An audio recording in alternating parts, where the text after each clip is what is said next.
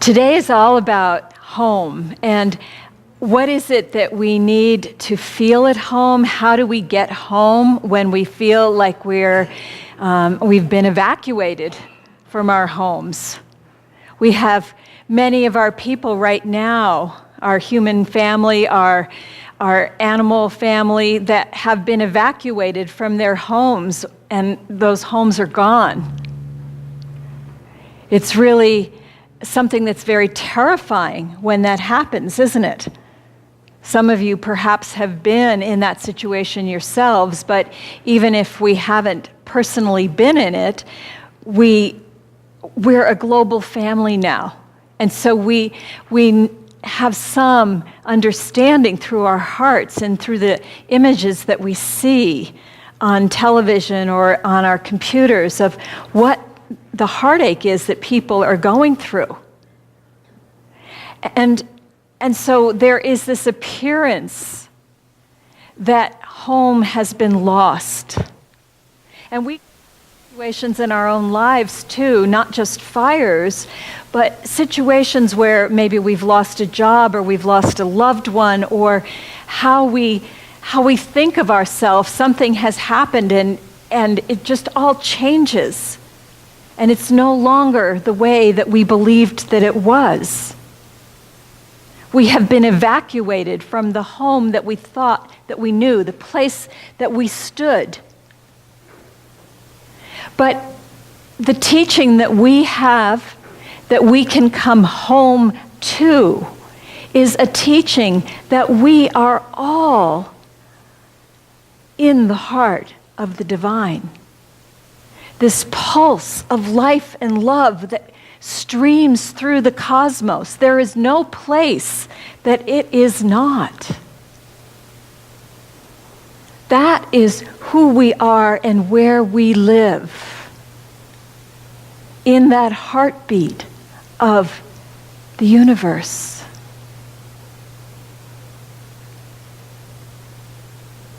And so when we have an experience that takes us out, where we don't feel like we're at home. It may even be somebody did something that we didn't like.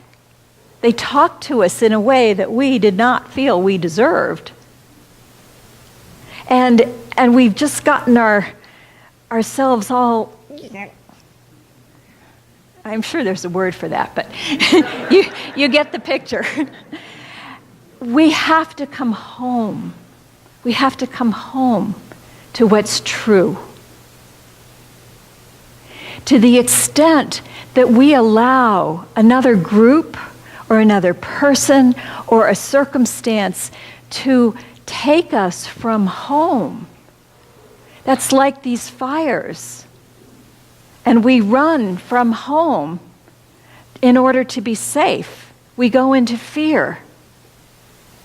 We go into accusation, those horrible fires, that climate change, those politicians who are ignoring it, whatever we're doing. But we have to come home to the place where the fire is a gentle fire of love that never goes out. There is nothing in the world out there that can take us from home. It is our truth. We are that. We walk and live and breathe in that at all times.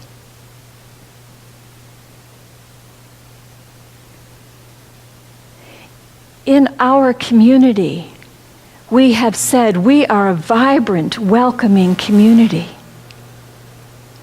Recently, I had the experience of a new member said that he almost didn't become a new member, and his hesitation was that because he's a gay man, he wasn't sure if there was a place for him here. And I was so shocked because in my mind, that's like, of course. It would never occur to me that somebody who is gay or lesbian or trans or anything else didn't belong here. In my mind, of course they do. But I'm not walking in their shoes. And I realized that in talking to him, well, we don't specifically say that. And people in that circumstance are walking in a world where they often are not welcomed. And so we have started at the beginning of our service just specifically saying that. We're looking for other ways that we can make that clear, that everybody is welcome here. I want to read something to you. This is a declaration that Unity put out back in 2015, because there is nobody that lives outside the heart of God. Nobody. And so nobody is excluded from this community or from the unity, the worldwide unity. Our basic principles state that God is good, and because all people exist within God, they are also inherently good. To reflect its inclusiveness, Unity issued a formal statement of diversity in 1995, so quite some time ago. We believe that all people are created with sacred worth. Therefore, we recognize the importance of serving all people within the Unity family in spiritually and emotionally caring ways. We strive for our ministries, publications, and programs to reach out to all who seek Unity support and spiritual growth. It is imperative that our ministries and outreaches be free of discrimination on the basis of race, color, gender, age, creed, religion, national origin, ethnicity, physical disability, or sexual orientation. Our sincere desire is to ensure that all Unity organizations are non-discriminatory and support diversity. In our effort to reach out to all people, as did our way-shower, Jesus Christ, we support the modification of our facilities to make them accessible to all people, regardless of physical challenges. The translation of our materials into Braille and other languages, and respect for the wonderful variety of human commitments and relationships. We encourage ministers, teachers, and others within Unity to honor the strength of diversity within their spiritual community. It is with love and in celebration of our unity in the midst of our wondrous diversity that we affirm this position. And in 2011, Unity also launched an LGBT resource center on its website, unity.org, to provide spiritual resources geared to the gay, lesbian, bisexual, transgender community. The resource center includes articles, podcasts, prayer support, and a list of Unity churches and centers around the community.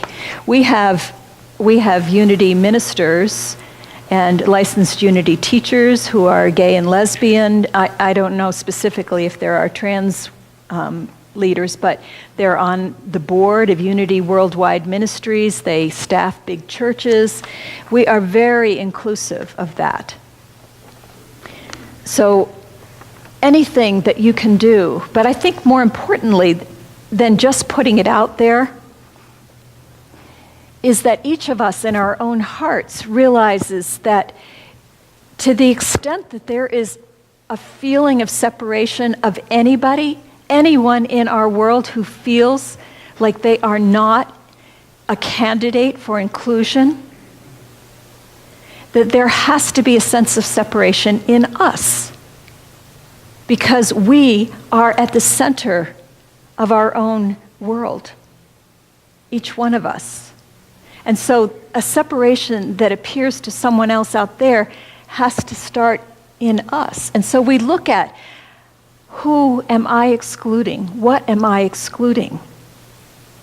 And it might be somebody that appears to be outside of us that we don't have tolerance for, but it might also be a part of our own selves. So if each one of us thinks about, what part of myself am I not a big fan of? Can everybody think of something?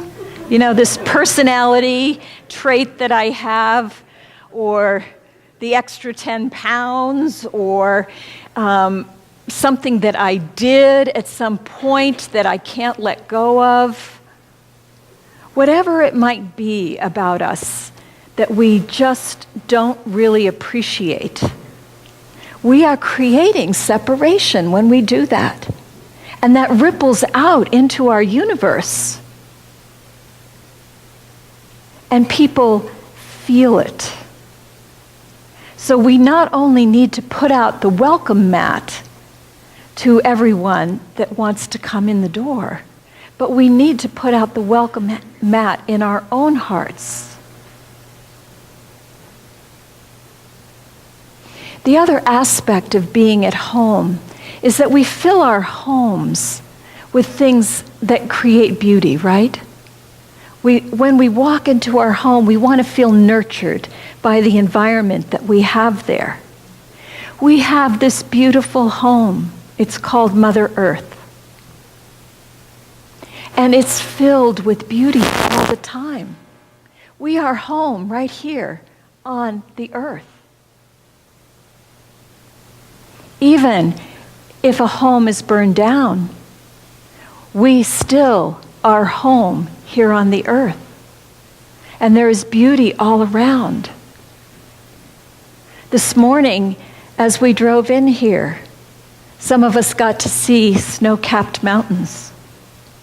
Some of us got to see frost all around, depending on, I don't know if it's still out there, it was when I got here this morning. There's beauty everywhere if we take the time to look and acknowledge it. There's beauty in everybody if we take the time to look and acknowledge it. That's what it means to come home.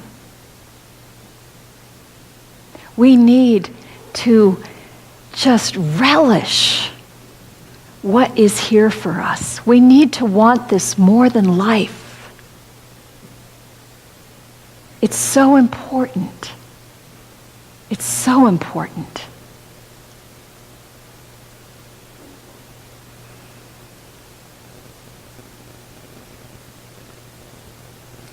One of my favorite passages in Harry Potter has to do with the time that he got a hold of Felix Felicis, however you say that.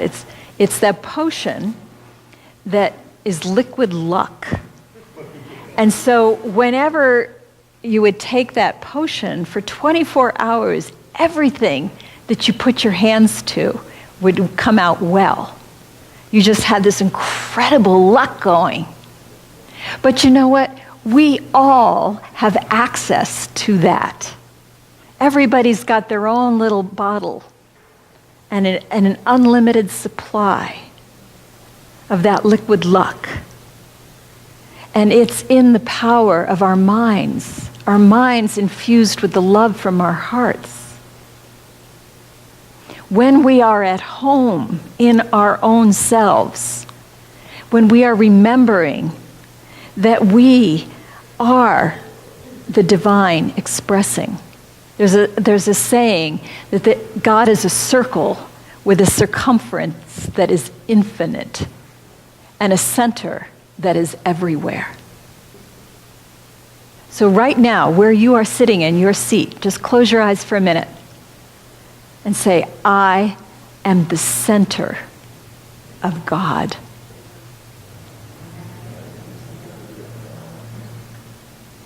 God isn't somewhere else outside. God is emanating from me, from you. Radiating. Infinite. Beautiful. Welcoming. Cannot fail. Grace. That grace is everywhere. It's available all the time. It isn't something that we work for by the sweat of our brows. Grace is the oil of the cosmos. It's the divine essence. It's always there for us. It flows from us. Whatever it is, when you were holding out your hands earlier and allowing the angel to guide you, whatever that question was that you held, that is filled with grace.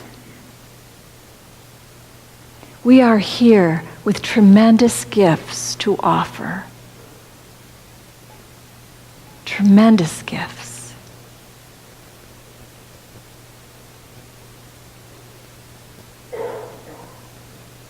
We are the divine expressing, and that is what creates home.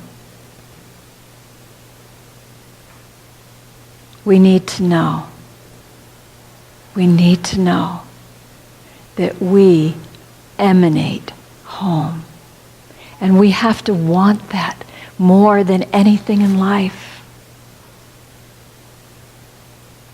As we want it, as we notice all and relish all the details, all the people, as we create this wonderful home,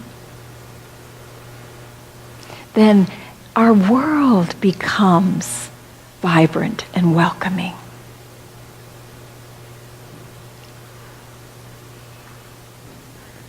So let's take that into this week. Let's take that knowing that our home is wherever we are. You know, at the end how we say, wherever I am, God is, because I am. That's what's truth. That's what's home.